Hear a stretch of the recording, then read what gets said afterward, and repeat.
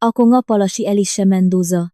33 years old ako nang ibenta ng nga magulang ko ang kaysa isang bahay na minahal ko sa buong buhay ko.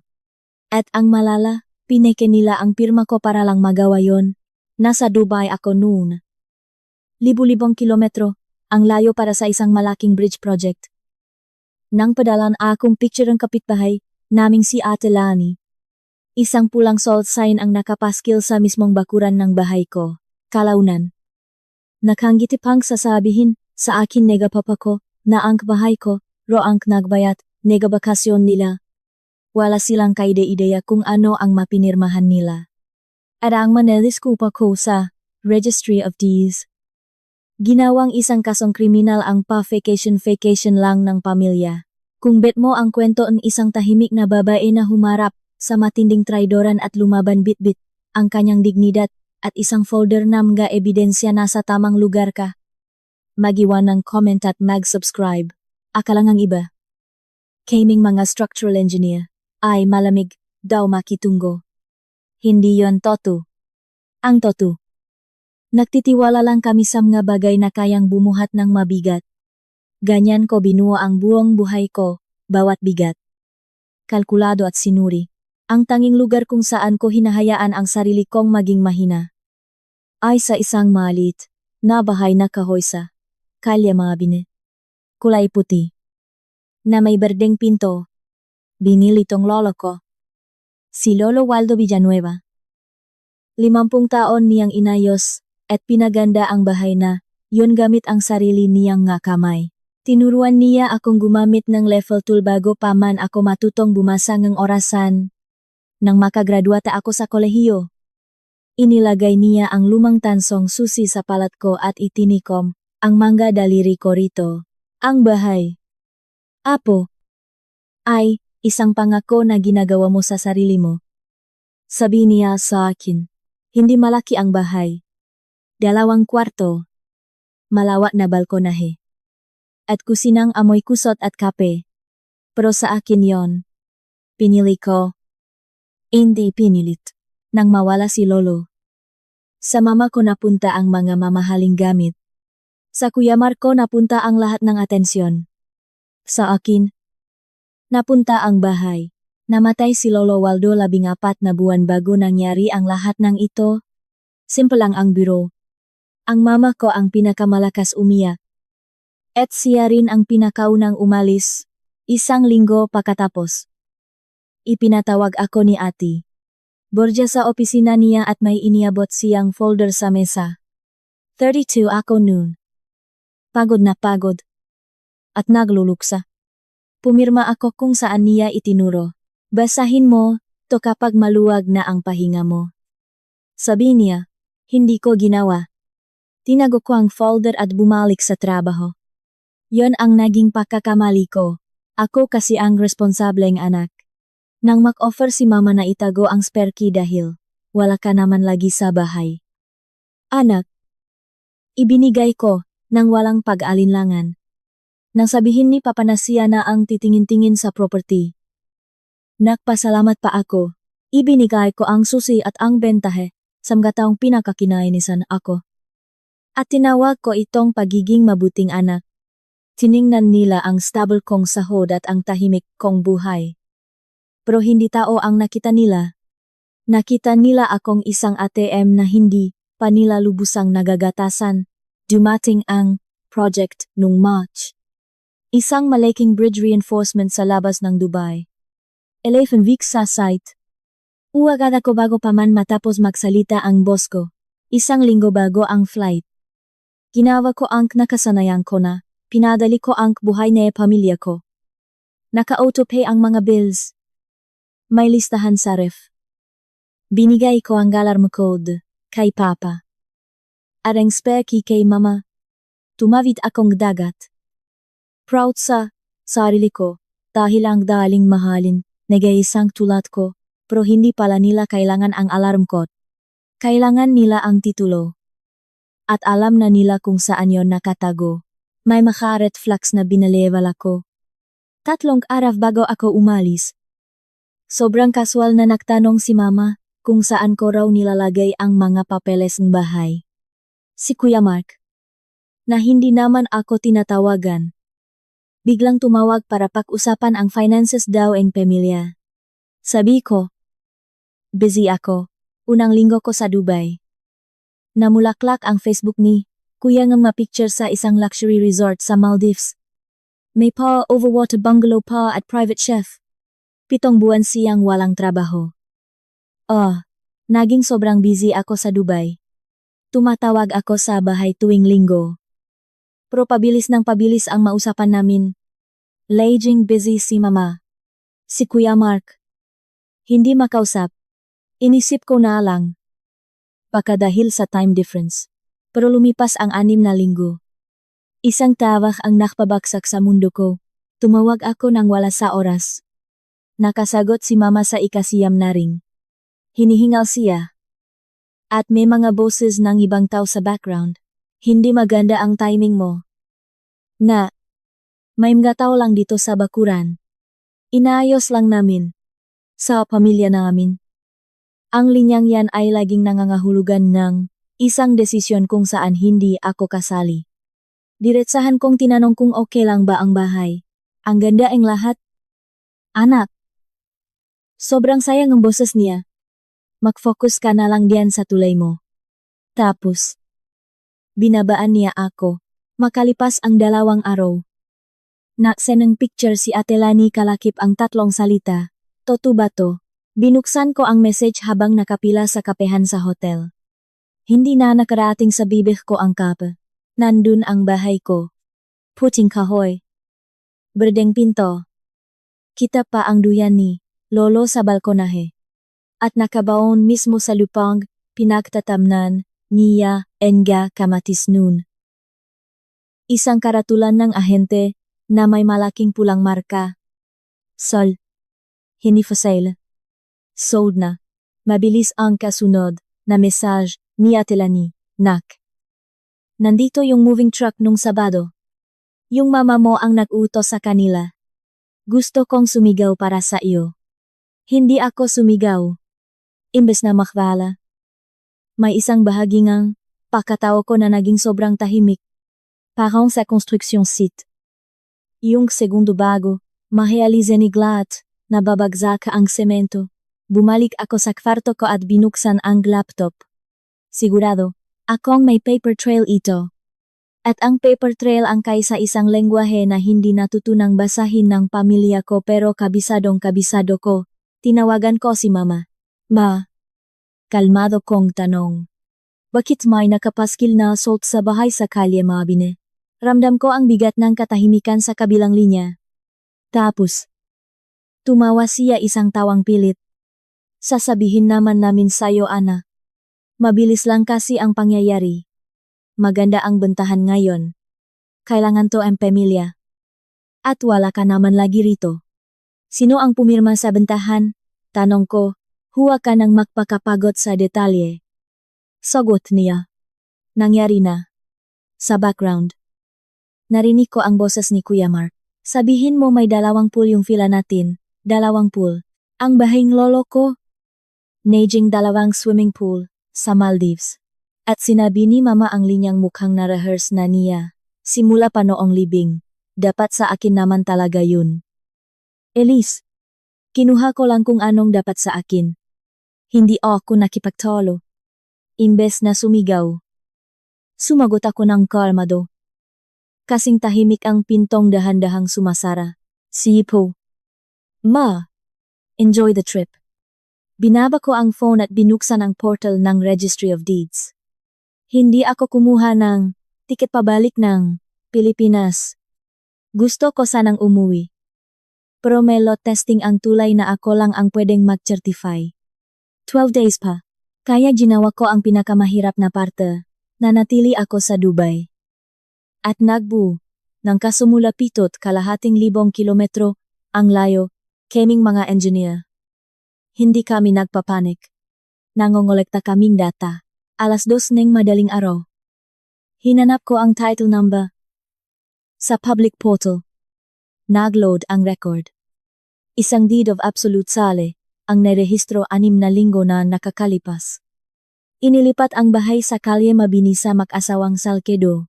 Ang nakbenta? Eliseel Mendoza. Pangalan ko. Bahay ko. Isang bentahan na wala akong kaalam-alam. Pinirmahan sa papel ng isang babaeng nasa kabilang. Iba yung mundo. Agad kong nakita ang petsa ang pirmahan. April 19. Noong araw na yon. Nasa ibabaw ako ng tulay sa Dubai. Naka-hard hat. Kasama ang 30 testigo. Hawak ang isang tensiometer sa harap ng tsemrang may timestamp. Wala akong pinirmahang kahit ano maliban sa resibo sa hotel at lot certificate. Ang pirma sa titulo ay isang kasinungalingan na pilit isiniksik sa public record. Forgery. Falsification of document. Dumating ang salita sa isip ko ng buong-buo at kalmado. Gaya ng pagdating, ang tamang sagot sa isang math equation. Tapos, tiningnan ko ang notary block. Ang selyo ay pagmamay-ari ni Rose Calderon. Pinsan ko. Pamangkin ng mama ko. 41 years old. Laging gipit sa pera. Nakapasa sa notaryo 2 taon na ang nakakalipas, pero hindi nagamit. Sumumpa siya sa ilalim ng lisensya niya na nakita niya. Akong pumirma ng dokumento habang ako ay nasa kabilang paning ng mundo. Nag-request ako ng certified true copy ng titulo. Dahil ang screenshot ay isa lang akusasyon. Pero ang certified document ay isang armas. Dumating ito makalipas ang 9 na araw. Nilata ko ito sa ibabaw ng mesa sa hotel. Nandun ang pangalan ko. Eliseel Mendoza. Maingat na ginaya. Pero mali ang pagkakagawa ng letrang E na nakasanayan ko. Napirmahan ko na ang pangalan ko sa 10,000 blueprint. Kilala ko ang pirma ko gaya ng pagkakakilala ko sa sarili kong mukha. Iba ang pumirma nito. Inilagay ko ang passport ko sa tabi ng papel. Arrival sa Dubai, March 11. Walang exit hanggang June. Idinagdag ko ang shitlog ko sa trabaho. April 9, Timing. 6:41 am. Time out. 7:00 p.m. Sa labas ng bansa, 3 pirasong papel sa ilalim ng ilang hotel. Nakwekwento ang isang kwentong kayang intindihin ng kahit sino. Kinuhanan kong picture lahat. May timestamp. At in-email ko sa 2 personal accounts ko. Kinabukasan, tinawagan ko si Ate Boria. Naalala niya agad ako bago ko, paman matapos sabihin ang pangalan ko. Ang apo ni Valdo. Ang engineer. Laging bukang bibig ng, lolo mo ang pangalan mo. Kinwento ko siya kanya ang lahat. Pagkatapos kong magsalita. Naging seryoso ang boses niya. Elise. Natatandaan mo ba yung pinapirmahan ko sa iyo sa opisina ko pagkatapos ang libing? Inamin kong, hindi ko binasa yon. Hindi niya ako pinagalitan. Hindi pinamana sadyo, NG lolo mo ang bahay. Sa pamamahitan, NG simpleng testamento. Elise. Inilagay niya, ito sa isang irrevocable trust 3 taong bago siya mamatay. Pagmamay-ari ng trust ang bahay. Ikaw ang beneficiary. At ikaw ang successor trustee. Ano pong ibig sabihin noon sa nangyaring bentahan? Tanong ko. Ibig sabihin, nagbenta ang mga magulang mo ng isang bagay na kailanman ay hindi naging kanila. Kahit anong pinirmahan nila, wala silang autoridad sa property na yon. At may isa pa. Dagdag ni Ate Boria. Naglagay ang lolo mo ng forfeiture clause. Sinumang beneficiary na magtatangkang kumuha ng ari-arian ng trust sa pamamagitan ng pandaraya. Mawawalan ang karapatan sa bawat sentimo ang sarili nilang mana. Ang mama at kuya mo ay dapat sanang may mamanahin mula sa isang hiwalay na pondo. Sa pakpeke ng bentahang ito, na-trigger nila ang mismong patibong na ginawa ni Waldo para pigilan sila. Ayokong makipag-away sa kanila. Sabi ko, gusto ko lang isampa ang mga dokumento. Umuwi ako makalipas ang 11 araw. Isang makulimlim na Huwebes. Diretso ako mula airport papunta sa Kalye Mabini. Nandun pa rin ang salt sign. May malaking container van sa labas. Pakamta na ang kusina. Tinanggal na ang mga kabinet na ginawa ni Lolo. At unti-unti nang pinapalitan ng masalcedo ang bahay na minahal ko. Pero nandoon pa rin ang duyan sa balkon na Nakaukit pa rin ang V. Sa kahoy. Marahang umugoy sa hangin. Kinuha ko ang lumang susi sa bag ko at sinubukan sa berdeng pinto. Umikot pa rin ang kandadong mula 1971. Pwede sana akong pumasok. Pero imbes na pumasok, ibinalik ko ito sa bulsa ng jacket ko, hindi pa ngayon. Kung papasok ako ngayon, magiging madrama ang lahat. Gusto kong gawin to ng kalmado. Baho ako naksampa na kaso. Kumatok ako siyam gaso at sedo at nagpakilala. Nakita ko kung paano namutla ang asawang babae habang pinapaliwanag ko. Hawak ang tunay na papeles. Na ang mga taong nagbenta sa kanila ng bahay ay hindi kailanman naging may-ari nito. May title insurance kami. Sabing lalaki, mabuti po. Sagot ko. Kakailangan ninyo po yan para maprotektahan kayo. Wala po kayong kasalanan dito. Ginawa niyo po ng tama ang lahat. Iniwan ko sa kanila ang number ni Ate Borja. At pagkatapos, ay ginawa ko ang tama at kalkuladong hakbang. Nagsampa ng Notice of Lispendence si Ate Borja ng hapong iyon isang pampublikong abiso na nagsasabing may kaso ang titulo. Sa segundong nairehistro yon. Na-freeze ang bahay. Hindi na ito pwedeng ibenta ulit o ailoan sa bangko. Isang tahimik na dokumento ang nagpatigil sa buong kalokohan nila. Nabuo ang kaso gamit purong ebidensya. Kinumpirma nga forensic document examiner na ang pirma sa titulo ay hindi ginawa ngang taong pumirma sa mga original kong sample. Walang entry sa notary logbook ni Insan Rose para sa petsang April 19. May nakita rin kaming pekang Special Power of Attorney, SPA, na kunwari pinirmahan ko nung nasa Dubai ako. Falsified din. Kailangan ng pangalawang kasinungalingan para pagtakpan ang unang kasinungalingan. Personal na tumawag sa akin si Investigator Alcantara ng NB. Ma'am, ito na yata ang pinakamalinaw na kaso NG falsifikasyon na nakita ko. Tuloy nating to. Dumagsa ang mga messages ng pamilya. Sinisira ko raw ang pamilya. Ang damot-damot ko raw. Tumawag si Kuya Mark. Hindi para mag-sorry, kundi para mag-panic. Ipapakulong mo sina mama at papa ng dahil lang sa bahay. Sinagot ko siya. Wala akong ipinapakulong. Kayo ang gumawa niyan sa sarili nyo, gamit ang isang ballpen. Nagiwan ng boses si papa. Galit na galit. Kung itutuloy mo to, wala na akong anak, napaisip ako. At medyo natawa. Tinatakot niya akong itatakwil. Niya ako sa pamilyang nagbenta ng bahay ko, ang hindi nila maintindihan.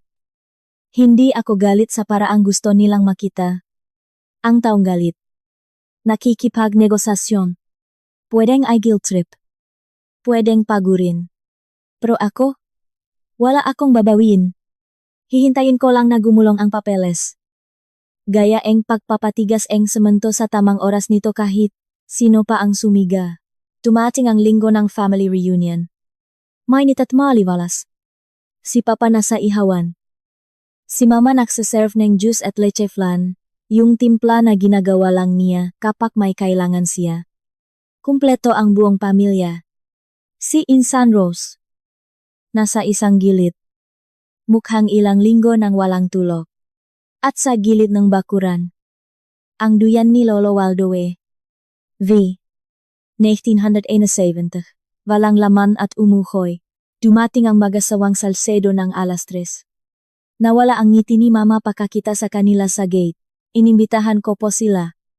Sabi ko, kasama sila sa isyung to. Inilapak ko ang folder ko sa ibabaw ng mesa. Humarap si Papa. May pilit na ngiti. Mabuti naman at natauhan ka. Hinayaan ko muna siyang maniwala doong ilang segundo. Nagsalita si Mama. Gamitang Paborito niyang script. Pamilya tayo. Ang pamilya. Sabay-sabay gumagawa ng mahirap na desisyon. Hindi kasi naiintindihan ni Elise ang pinagdaanan natin. Misunderstanding lang to tungkol sa bahay. At ang linyang paulit-ulit niyang pinapaniwalaan, dapat sa akin naman talaga yun. Kinuha ko lang kung anong dapat sa akin. Tuktong ni Papa, pinayaran nagabahay ang bakasyon natin. Kaya na niilis ang sarili niya. Hindi na niya kailangan yan. Tayo ang may kailangan. Sumingit si Kuya Mark, bahay lang yan. Hinayaan ko silang matapos. Tapos, binuksan ko ang folder. Tumahimik ang buong bakuran sa tunog ng pagbukas ng karton. Walang sumiga.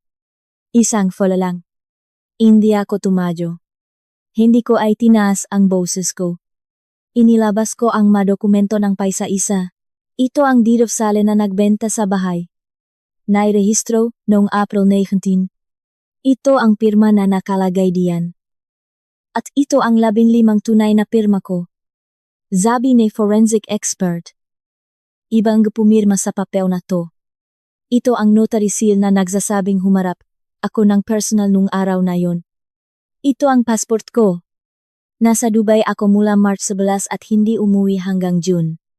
At ito ang sitalog na nagpapatunay na nagtimein ako sa trabaho sa labas ng bansang hot. Nedvenhit ngumaga. Tumingin ako kay Insan Rose. Kasing puti na siyang abo. Walang entry sa notarial book mo noong araw na yun. Sabi ng batas. Dapat meron. Wala kang isinulat. Walang gumala.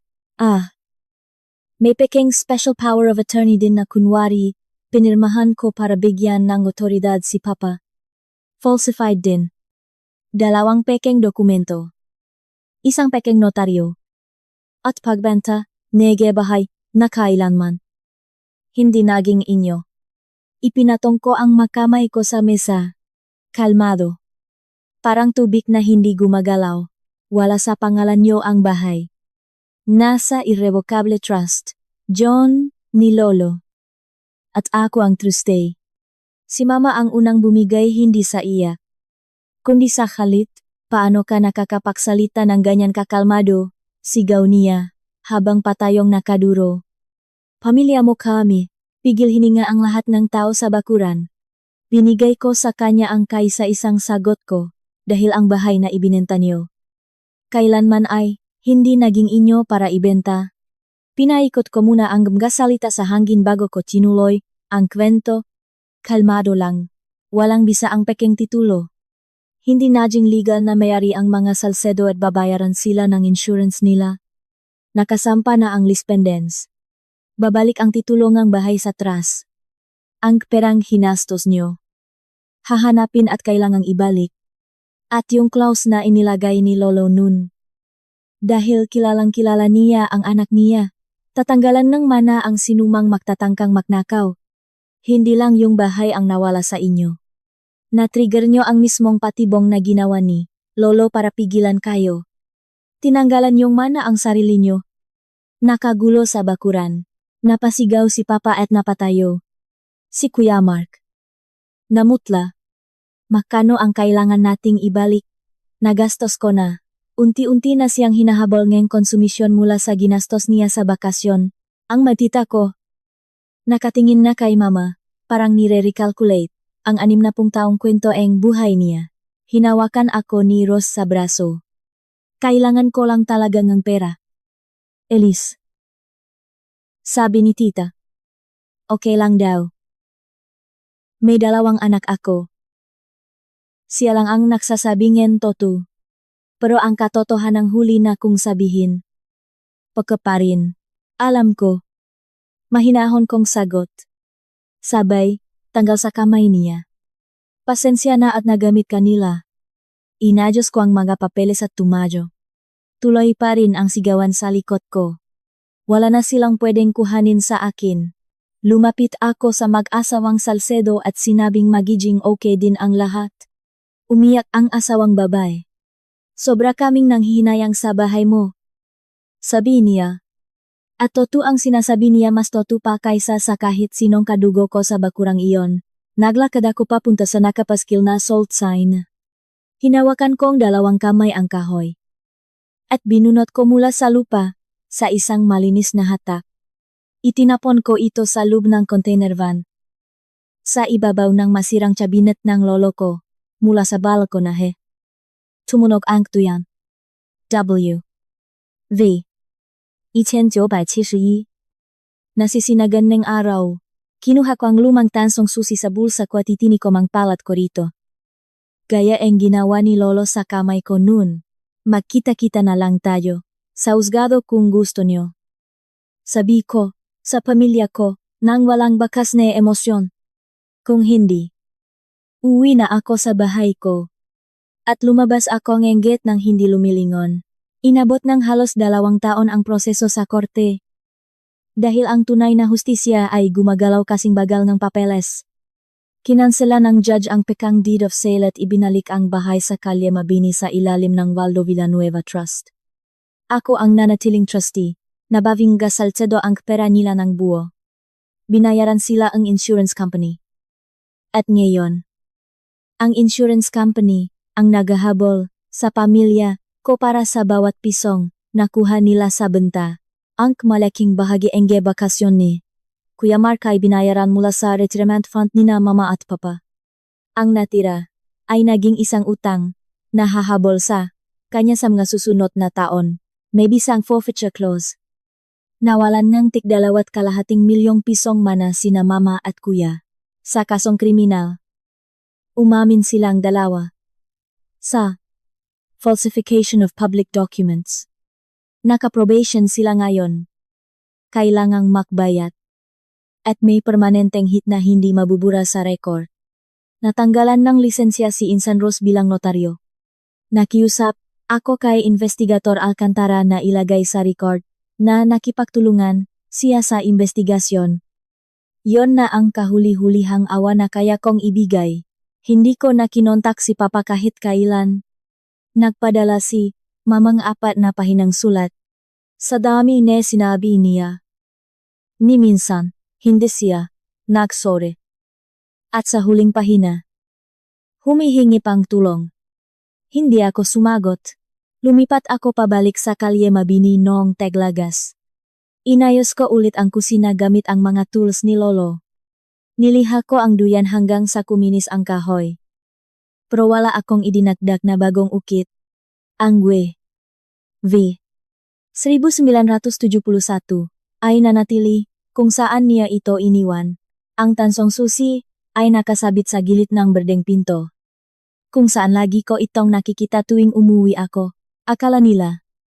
Madaling pagnakawan ang isang tahimik na babae. Kalahati lang ang tama nila. Ang manang kinumpiska mula kay mama at kuya ay napunta kung saan talaga gusto ni Lolo. Ginamit ito para pondohan ang Waldo Villanueva Memorial Scholarship para sa mga kabataang nag-aral ng engineering at vocational courses. Mga panganay sa pamilya. Makabatang naklilinis na alulot. Marunong bumasa ang level 2. At pinaghihirapan ang bawat pintong pinapasukan nila. Nagsimula na ngayong taon ang unang 2 iskolar. Ang isa, gusto ring gumawa ng tulay. Dala-dala ko ang tansong susi sa araw na pumirma ako sa scholarship nila. Dahil ang bahay, gayang sabi ni Lolo, ay isang pangako sa sarili mo. At lumalabas na ang pangalan mo rin. Ay isang pangako, yan ang kwento ko. Isang peking pirma. Isang lolo na nakita na ang mangyayari bago pa man. At isang folder na sumigaw ngang lahat ng hindi ko na kailangang isigaw.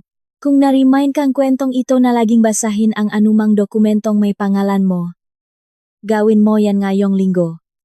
At kung may kilala kang laging responsableng anak, yung laging tinetake for granted ng pamilya, ay share mo sa kanya ang kwentong ito. Kung nagustuhan mo ang kwento, mag-subscribe at abangan ang susunod nating abangan.